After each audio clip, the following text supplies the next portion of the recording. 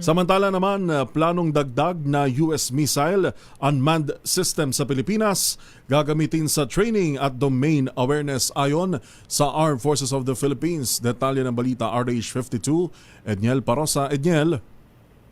Gagamitin sa training, domain awareness at collective defense posture itong planong dagdag ng mga missile at allied systems, partikular galing Amerika, na dadalhin dito sa Pilipinas.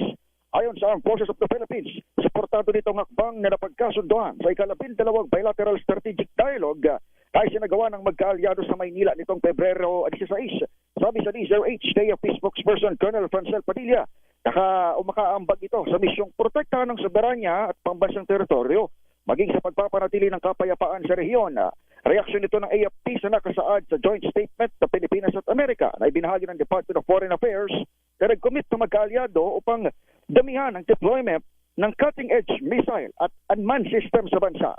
Una nang inalmahan ng China ang pagpapadala ng US Army Typhoon Medium Range Capability Missile noong 2024 at Nemesis Anti-Ship Missile sa balikatan drills dahil sa bigawa noong 2025. Pero sa ngayon, wala pang pahayag ng Department of National Defense at wala pang kumpirmasyon kung anong partikular na bagong US missile o unmanned system ang tatalin dito sa Kapuluan.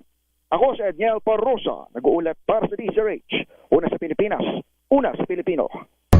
Dami